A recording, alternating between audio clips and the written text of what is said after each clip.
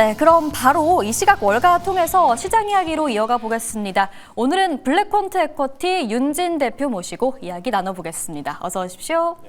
네, 안녕하십니까. 자, 오늘 미증시는 하루 쉬어갑니다. 이 휴장하는 타이밍을 맞춘 건지 또 기가 막히게 트럼프 대통령이 그린란드 관련 발언을 좀 꺼내기도 했고요. 변동성이 우려가 되는 상황인데 내일 열리는 이번 주 미증시 전망 대표님께서 어떻게 보실까요? 일단 최근 들어서 증시 자체의 움직임이 이전보다는 좀 모멘텀이 빠진 느낌은 좀 명확하게 보여지고 있고요. 그다음에 세션들이 다 대부분 특정 HBM이나 이런 세부 섹터 중심으로 자산이 쏠리고 있기도 하고, 그다음에 아시아 세션 중심으로 좀 더 자산이 많이 이동하고 있기 때문에 이런 부분들이 일단 미증시 입장에서는 그냥 섹터 전반 투자하시는 분들은 상대적으로 인덱스의 어떤 힘 파워를 좀 적게 느끼실 수밖에 없는 국면이고요.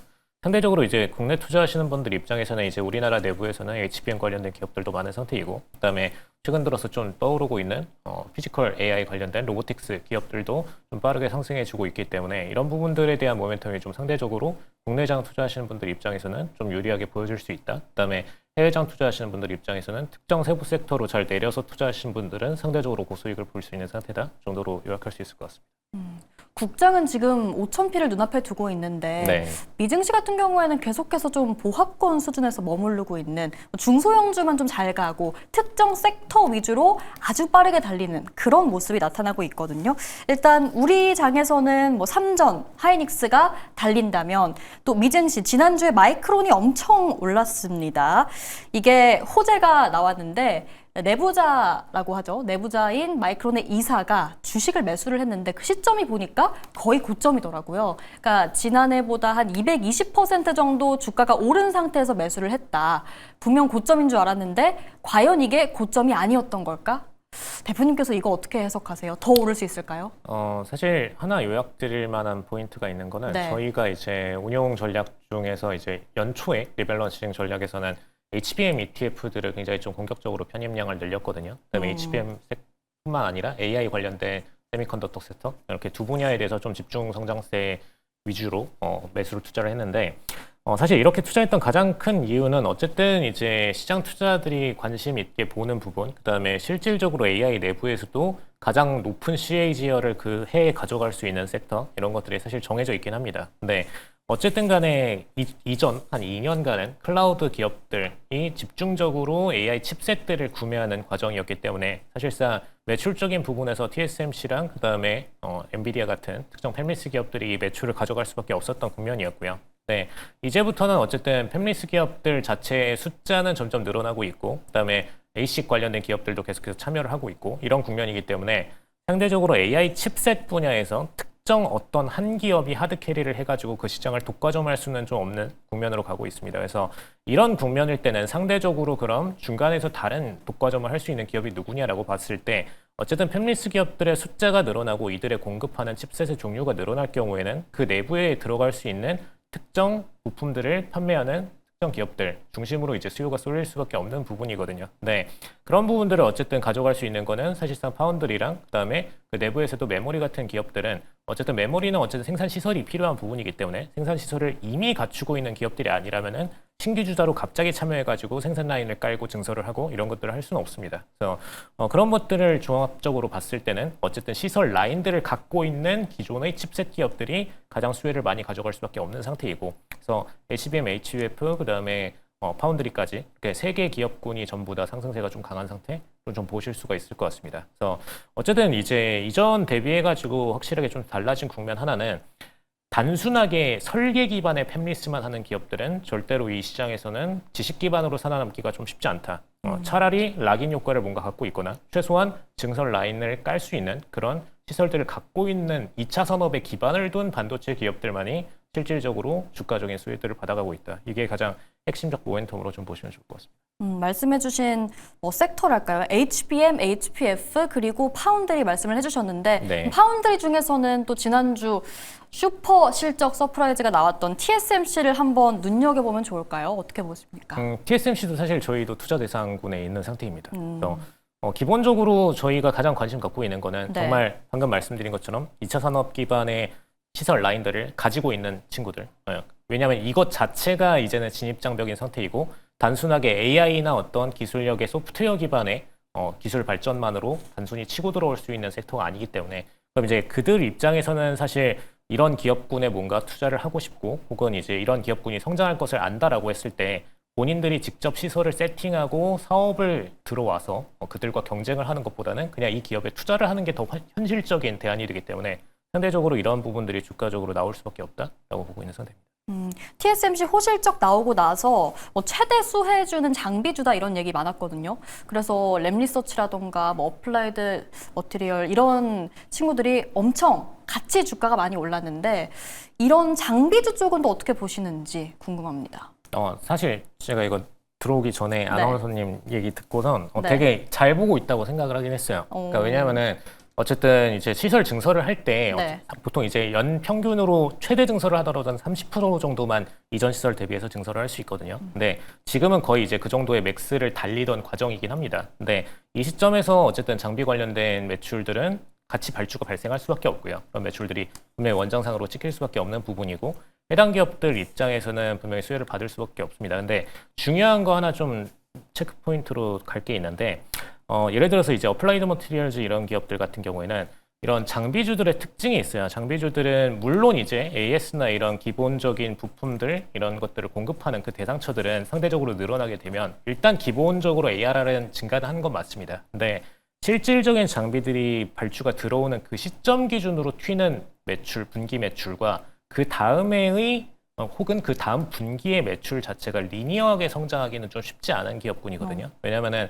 정말 그 발주가 들어올 때만 단기적으로 그 분기 매출이 증가해주고 그 다음 분기에 뭔가 증설하려던 그런 TSMC나 뭐 그 밖에 몇몇 기업들이 당장 추가적으로 발주를 할 필요가 없는 분기가 됐을 때는 더 이상 매출이 또 공격적으로 상승하지 않기 때문에 이런 부분들이 분기적으로 왔다 갔다 하는 모멘텀이 보여줄 수 있다라는 점이 약간 그 이전에 보던 AI 칩셋이라던가 그냥 단순한 파운드리라던가 이런 기업들 대비해서 계단식 상승까지는 나오기가 쉽지 않다라는 게 이 기업군의 차이점이라고 좀 보시면 좋을 것 같습니다. 그래서 굳이 만약에 투자를 한다라고 했을 때 뭐 파운드리나 HBM이나 장비주 이렇게만 딱 봐가지고 그 중에서 골라라라고 했을 때는 장비주가 원래는 조금 더 뒤로 가는 게 맞긴 하다라는 점 참고하시면 좋을 것 같습니다. 그러니까 우리가 휴대폰 교체하듯이 장비도 교체하는 주기도 있고 맞습니다. 해도 있기 네. 때문에 그런 부분은 염두에 두시고 투자하시라는 말씀 네네. 주셨고요. 아까 또 들어오기 전에 제가 여쭤봤던 것 중에 메모리 반도체 관련된 이야기 네. 하나 우려 포인트가 있다라고 한다면 그러니까 올해 3분기쯤에 이 가격 상승률이 피크를 찍고 내려올 거다. 그렇게 되면 관련된 주식들의 가격도 피크를 찍고 내려올 거다. 이런 전망이 있더라고요. 이거는 우리가 그 전까지 열심히 달릴 때 수익 내고 그 전에 좀 나와야 되는 건지 아니면 이거 어떻게 전략을 좀 세워봐야 될까요? 사실 이게 애널리스트들마다의 관점이 조금 다 상이하긴 해요. 근데 이렇게 예측하는 친구들의 공통적인 의견은 뭐냐면은 어쨌든 이전 AI 칩셋의 랠리를 보더라도 집중적으로 AI 칩셋의 발주량이 가장 기대되는 어떤 특정 분기가 됐을 때 그때를 기준으로 이제 적극적인 주가 상승 랠리가 사실상 2에서 3분기 정도만 지속이 되고 그 단기 안에 사실상 3년치 정도가량의 매출 성장분에 대한 반영분이 전부 다 일어나고 그리고 그 이후부터는 이제 그 다음 성장 랠리로 갈 수 있는 다른 산업 섹터군에 집중적인 투자가 옮겨간다라는 게 좀 특징적인 부분이고요. 그다음에 두 번째로 보자라면은 어쨌든 이제 AI의 패권 변화라는 것이 굉장히 좀 빠른 속도로 일어나고 있기 때문에 CAGR이 가장 높게 가져갈 수 있는 특정 업계들이 분기별로 굉장히 지금 상이해지고 있는 상태입니다. 그래서 지금 당장은 예를 들어서 HBM이나 HBF, 그다음에 파운드리 같은 경우에는 집중적인 매출 성장에 대해서 전망이 되는 것은 맞는데 당장 이제 뭐 3분기나 뭐 4분기 정도만 되더라도 사실상 자율주행 차량이나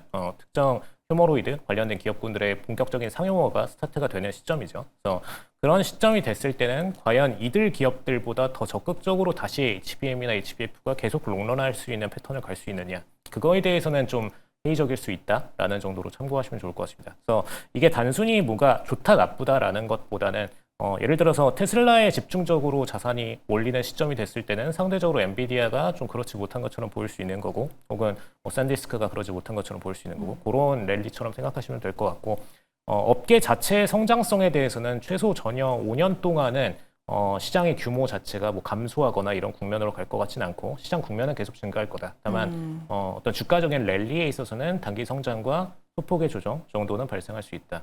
이렇게 보시면 될 것 같습니다. 네, 그럼 투자자 관점에서 마지막으로 정리해 보겠습니다. 보유하신 분들 계속 가져가시고 안 들어간 사람들은 지금 단기 급등 유의해서 일단은 기다려라 이렇게 보실까요? HBM 분야 전반적으로 봤을 때에는 아직까지는 그냥 계속해서 보유를 하는 게 저희는 맞다라고 보고 있고 저희도 네. 사실 이제 보유를 하고 있는 ETF들을 보유하고 있는 입장에서는 이번 분기는 계속해서 적어도 끌고 갈 예정이고요. 근데 신규로 지금 보시기엔 분명히 밸류에이션이 단기 좀 상승세가 강했던 건 올랐죠. 맞습니다. 네. 근데 이게 들어가지 마라 뭐 이런 얘기는 아니고 적어도 이제 주가 밸류에이션적인 부분들이 조금 과열장은 지나고 나서 조정 소폭 나올 때 그때 정도 편입하시면 전혀 문제는 없다. 근데 이렇게 랠리를 탔을 경우에는 가장 문제되는 거는 뭐 이게 장기로 3년 지나면은 당연히 그거보다는 더 벌 거라고는 분명히 장담을 합니다. 근데 그런 부분의 문제가 아니라 단기적으로 들어갔을 때 보통 이 표준 편차 값을 못 견디시는 분들이 있거든요. 근데 이전보다 언제나 이런 시점에서의 표준 편차 값은 증가한다라는 것을 감안하고선 자산에 대한 편입을 해야 되기 때문에 그걸 감당할 능력이 되신다라면은 해도 상관없다라고. 마이크론 일단 또 내부자가 샀으니까 네. 어느 정도 확신이 있다라는 걸로 좀 해석을 해보고 보유하신 분들 계속 가져가시고 신규로 진입하실 분들 눌렸을 때 좀 들어가시는 게 좋겠다. 이렇게 정리를 해보겠습니다. 자, 그리고 주말 사이 나온 이슈죠. 트럼프 대통령이 이제는 그린란드를 매입할 때까지 관세를 부과하겠다. 이렇게까지 나왔습니다. 이게 사실 이번 주 미증시의 변동성을 유발할 수도 있지 않을까라고 저는 좀 생각을 했는데 일단 다보스 포럼 진행되면서 트럼프 대통령이 연설을 앞두고 있죠. 네. 여기서 그린란드 관련된 얘기가 나와줄지 우리가 좀 어떤 거에 유의를 해서 봐야 될지 관전 포인트가 있다면요. 만약에 그린란드를 언급한다라면은 단순히 뭔가 관세로 압박을 할 거다, 뭔가 경제적으로 피해를 볼 거다 이런 식의 언급보다는 상대적으로 미국의 우방국이 됐을 때 가져갈 수 있는 이점, 그다음에 미국의 적국이 됐을 때에 뭔가 글로벌적으로 안 좋아질 수 있다라는 것들에 대해서 우회적으로 좀 표현할 가능성이 높다라고 보여지고요. 최근에 이제 어쨌든 베네수엘라 관련된 이슈들도 있었고, 그다음에 뭐 참전적으로 봤을 때는 이제 이란이나 이스라엘 관련 전쟁, 그다음에 우크라이나 관련 전쟁 등등 이제 몇 가지 전쟁에서도 본인들의 어떤 수를 두는 모습을 보여줬는데 이런 부분들을 통해서 본인들은 사실상 글로벌 정치적인 경찰 역할을 하고 있다라는 이미지를 PR을 하겠지만 사실상은 우리의 우호국이 될 때와 적국이 될 때 혹은 우리와 친화되지 않은 국가가 될 때는 상대적으로 경제적으로나 정치적으로 피해를 많이 볼 것이다. 혹은 그 반대의 카드가 됐을 때는 굉장히 수혜를 많이 보게 될 것이다. 이거를 좀 강조하게 될 가능성이 높다라고 보여지고요. 최근 들어서 이제 트럼프의 발언이나 실질적인 백악관의 SNS 활동들을 조금 종합적으로 보게 되면은 이런 수위들에 대해서 전혀 낮추지 않고 공격적으로 본인들의 PR을 하고 있는 모습이 명확하기 때문에 이런 언급들이 좀 진행이 될 가능성이 높다. 그리고 추가적으로 이제 경제적으로까지 넘어가서 봤을 때는 분명히 관세적인 얘기도 당연히 있겠지만 물가 인플레이션에 관련된 문제에 대해서도 종합적으로 언급할 가능성이 높습니다. 특히 이제 베네수엘라 같은 경우에는 어쨌든 물가 관련된 이슈가 인플레이션 이슈가 굉장히 컸던 국가이기 때문에 그런 국가한테 발생했던 문제점과 오일에 대해서 본인들이 앞으로 가격을 잡아갈 것임을 그런 것에 대해서 PR을 하면서 사실상 물가에 대해서도 본인들이 경찰 역할을 하고 있다 관련된 언급을 할 가능성이 높다라고 봅니다. 이 다보스 포럼이라고 하는 세계 경제 포럼이죠. 이게 뭐 연초에 진행이 되고 나서 뭔가 약간 예측의 성격이 있다. 이렇게 보기도 하더라고요. 일단 이번 다보스 포럼에서 중요한 의제 중에 하나, 그러니까 올해 최대 위협이 될 수 있는 것 중에 하나로 지정학 갈등을 뽑았습니다. 그린란드랑 당연히 엮이기도 하겠고요. 그렇다면 방산주는 계속 좋을 것인가? 올 한 해 방산주를 딱 집어서 여기 포럼에서 얘기를 하는 것인가? 이거 대표님의 생각이 궁금합니다. 사실 요거 때문에 저희도 이번에 편입했던 ETF를 뭐 정확하게 종목명까지 얘기하는 거는 좀 저희는 어쨌든 기관이니까 그런 부분들에 대한 이해상충 이슈가 있어서 얘기를 드리자면 저희는 우주항공 분야 섹터 ETF로 좀 섹터를 내어가지고 투자를 했거든요. 네, 그 이유는 두 가지 정도입니다. 어쨌든 방위산업 관련된 부문이 분명히 이제 최근에 팔란티어나 몇 가지 기업들로 인해 가지고 같이 언급이 되면서 발주량도 증가하고 있는 건 분명히 사실입니다. 그리고 이전에 드론 관련된 이슈들도 있었고 그로 인해서 드론 관련된 비즈니스도 계속해서 성장하고 있는 섹터이고요. 우리나라에서도 마찬가지로 성장하고 있는 상태이고 그래서 어쨌든 이런 비즈니스들이 굉장히 공격적인 성장세를 당분간 적어도 최소 2에서 3년가량 가져갈 수밖에 없는 상황이 됐기 때문에 핵심적으로 보고 있고, 그다음에 추가적으로 어쨌든 올해 스페이스X 관련된 이슈도 있는 상태이기 때문에 그런 부분이 마찬가지로 자산들이 몰릴 수밖에 없는 이슈가 된 상태입니다. 그래서 집중적으로 뭔가 이제 우주항공 분야로 좀 넓혀가지고 생각을 했을 때는 이 기업들도 사실상 방위 산업에 다 걸쳐 있는 기업들이고 우주항공 분야로 걸쳐 있는 경우에는 또 AI와 로보틱스 그다음에 우주항공 관련된 수혜를 같이 받을 수 있는 업종이거든요. 그래서 이 섹터 분야로 투자를 하시게 되면은 상대적으로 지정학적 우려가 커질 때도 상대적 후회를 받을 수 있고, 그다음에 이후에 뭐 스페이스X 관련된 이슈들이 계속해서 발생을 할 때도 마찬가지로 그 후행적인 이슈를 받아갈 수 있다라는 점에서 앞으로 적어도 2에서 3년 정도는 좀 괜찮지 않나라고 보고 있는 상태입니다. 국방, 방산 네. 모멘텀 플러스 스페이스X 모멘텀 맞습니다. 같이 받아갈 수 있는 게 우주항공 쪽이다. 네. 그러니까 요즘 워낙 로켓랩 같은 기업들이 폭등을 하고 있잖아요. 네. 정말 들어가고 싶은 분들도 많을 것 같은데 단기 급등 역시나 유의해야겠죠, 대표님? 근데 참고로 말씀드리면 네. 로켓랩은 좀 많이 주가가 상승하긴 했는데 네. 이제 로키드 마틴이나 노스몬 그룹 같은 경우에는 최근에 들어서 이제 상승세가 좀 진행이 되고 있는 과정이거든요. 그래서 이들의 랠리의 속도가 조금씩 상이해요. 그래서 이런 경우에는 이 기업군들을 종합적으로 같이 묶고 있는 ETF들에 편입해서 진입을 하시게 되면은 사실상 특정 기업군이 뭔가 조정 랠리를 받더라도 그런 랠리를 좀 덜 받아갈 수 있다. 네, 라는 좀 상대적인 수혜가 있습니다. 그래서 그런 식으로 좀 자산군 간의 해지를 하시면은 좀 더 유리하지 않을까라고 봅니다.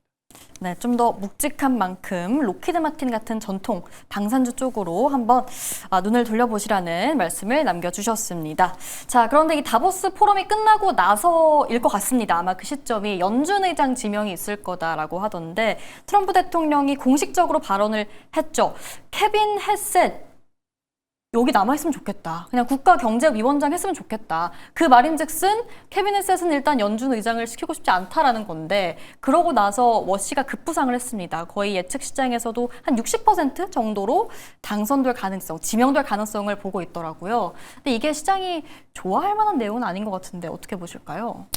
네, 사실 누가 되던 어쨌든 친트럼프 성향이 아니다라고 볼 수는 없을 것 같고요. 친트럼프 성향을 갖고 있는 상태에서 사실상 트럼프의 어떻게 보면 수족을 될 수 있을 만한 그런 친인물로서 의장이 석임이 되는 상태인데 그런 부분들이 종합적으로 볼 때 어쨌든 이제 올해 기준으로 전년도 FOMC 금리 인하 기대감 대비해서는 추가적으로 1회 정도는 더 추가 인하 가능성이 높은 상태이다 정도는 분명한 것 같습니다. 그래서 이런 상황은 어쨌든 피할 수 없을 것 같고요. 만약에 새롭게 선임되는 의장이 뭔가 트럼프의 방향성과 다른 금리 결정을 내릴 거다라고 보기는 굉장히 어렵습니다. 그래서 어쨌든 지금 시점에서 만약에 공격적인 금리 인하를 더 추진을 하게 될 경우 저희는 이제 우려감을 반대적인 모멘텀으로 좀 보고 있는 상태인데 많은 이제 투자자분들은 금리를 인하를 하게 되면은 뭔가 기업들한테 채권적으로 부담이 적고 그다음에 정부 입장에서도 채권적으로 부담이 적고 그래서 이걸로 인해서 그냥 단순하게 증시가 상승할 거다라고 보는 경우가 있는데 지금 시점에서 1% 이상 금리를 인하를 하게 되면은 사실상 중국과의 금리 크로싱 문제가 있습니다. 그래서 중국과의 금리 크로싱 문제로 접어들게 되면은 어쨌든 미국 내부에서 대출성 자산들은 어쨌든 미국을 이탈하게 되는 움직임을 시행할 수밖에 없거든요. 그리고 각 국가들의 금리가 상대적으로 더 매력적으로 보이는 시점이 되기 때문에 미국 입장에서는 자산을 미국에다 계속 파킹해 두는 게 불리해지는 시점이 오게 됩니다. 그래서 이런 부분으로 인해서 어쨌든 미국 내에 있던 유동성 자산들은 해외로 빠져나갈 가능성이 높은 부분이고요. 그래서 단기적으로 봤을 때 한 1, 2회 정도의 금리 인하는 그래도 아직까지는 유리하겠지만 만약에 거의 4회가량의 금리 인하까지 일어나게 된다라면은 미국 입장에서는 분명히 자산 이탈을 피할 수가 없을 것이고 그게 증시에도 똑같이 영향을 줄 수밖에 없을 것이다 라고 보시면 좋을 것 같습니다. 그래서 상반기에 일어나는 금리 인하 한두 번 정도까지는 괜찮으나 하반기에 추가적인 금리 인하가 더 본격적으로 일어난다 그랬을 때는 상대적으로 증시의 리스크가 커진다라고 생각하시면 될 것 같습니다. 네, 워시가 될 수 있다라는 예측이 증가한 후로 국채금리도 오르고 증시도 조금 밀리는 단기적으로는 조금 불안한 그런 모습을 보였지만 어쨌건 금리 인하를 해서 증시가 가는 건 좋지만 마냥 내린다고 계속 내린다고 좋은 건 아니다. 그렇기 때문에 장기적으로는 워시가 돼도 괜찮을 수 있다. 이렇게 생각을 해보겠습니다. 자, 이제 또 이번 주 실적 시즌 계속해서 이어갑니다. 많은 기업들의 어닝이 발표가 되는데 그중에서 우리가 주목해야 할 기업이 있다면 대표님께서 좀 눈여겨보시는 기업 좀 얘기 들어볼까요? 일단 이번 주는 넷플릭스랑 인텔 정도가 가장 메인이라고 보시면 될 것 같고요.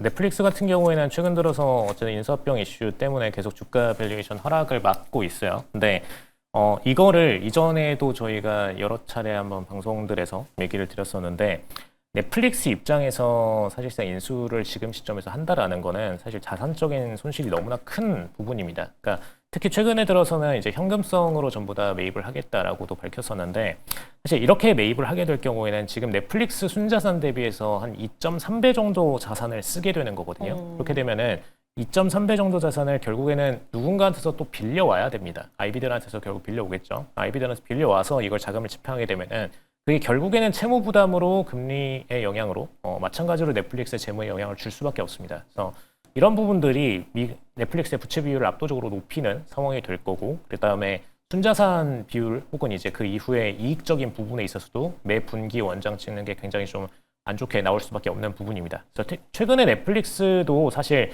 흑자를 분기 흑자를 안정적으로 도달한 게 좀 얼마 되진 않아요. 그래서 이런 부분들이 넷플릭스 입장에서는 장기적으로 부담이 될 수밖에 없다. 그리고 아직까지는 이제 지출이 일어나지 않았기 때문에 아마 실적 발표 일어나고 나면은 실적 발표 시점에서는 어쨌든 전 분기 대비해서 뭔가 실적적인 증가 가능성이 높은 게 현재 넷플릭스의 최근의 계단식 성장의 모습이기 때문에 실적 자체는 뭐 그렇게 문제 없이 나올 겁니다. 근데 그런 부분들이 실질적인 이후의 지출 가능성까지 고려를 해서 공격적인 투자로 들어올지는 그건 미지수다. 그래서 이런 부분들을 단기적으로만 실적 발표 나왔을 때 뭔가 갭상승이나 이런 것들이 나온다라면은 그냥 빠르게 처분하고선 다시 또 빼는 게 오히려 지금 상태에서 좀 합리적인 결정이다. 차라리 오히려 넷플릭스가 인수합병 관련된 문제에서 손을 떼게 될 경우에는 오히려 수혜가 될 수 있다라고 보시면 좋을 것 같습니다. 일단은 그 불확실성 자체가 지금은 주가에 좀 단기적으로 안 줄 수 있다라는 거고요. 그리고 다음으로 그 인텔을 언급을 해주셨는데 요즘 또 반도체 내에서 옥석 가리기 굉장히 중요하잖아요. 저는 대만과 이 미국의 무역 협정에서도 느낀 게